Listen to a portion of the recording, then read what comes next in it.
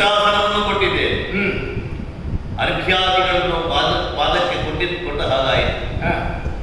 ತಮ್ಮನ್ನು ಯಾವ ರೀತಿಯಲ್ಲಿ ಅತಿಥ್ಯ ಸಂಸ್ಕಾರ ಮಾಡಬೇಕು ಅಂತ ನಮಗೆ ಗೊತ್ತಿಲ್ಲ.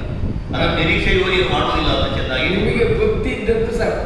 ಆದರೆ ಉಪಚಾರ ಹಿತೋಪ್ಯತಿಶಯವಾಗಿ ಮಾಡಿದ್ದಾರೆ ಪಾಂಡವರು ಅಂತ ನಿನ್ನ ಮನಸ್ಸಿಗೆ ವೇದ್ಯವಾದ ಸಾಕು. ಮುಂದೊಂದು ಕಾಲದಲ್ಲಿ ಹಾಗೆ ಪ್ರಚಾರ ಆಗಿ ಕೃಷ್ಣ ಬಂದಾಗ ಧರ್ಮರಾಯ ಹೇಗೆ ಮಾಡಿದನೋ ಹಾಗೆ ಮಾಡಬೇಕು.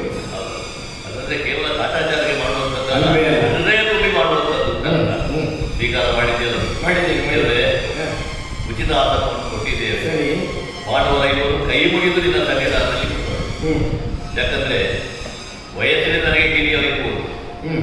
ಹಾಗಂತ ದೇವರು ಎನ್ನುವ ಹಾಗೆ ನಿನ್ನನ್ನು ನಾವು ನಂಬಿದವರು. ನಮಗೆ ಭಾವನೂ ಹೌದು, ವರ್ತಮಾನಕ್ಕೆ ನೀನು ದೇವರು ಹೌದು ಎನ್ನುವ ಕಾರಣದಿಂದ ಎಲ್ಲರೂ ಸೇರಿ ನಮಸ್ಕಾರ ಮಾಡಿದ್ದೀನಿ.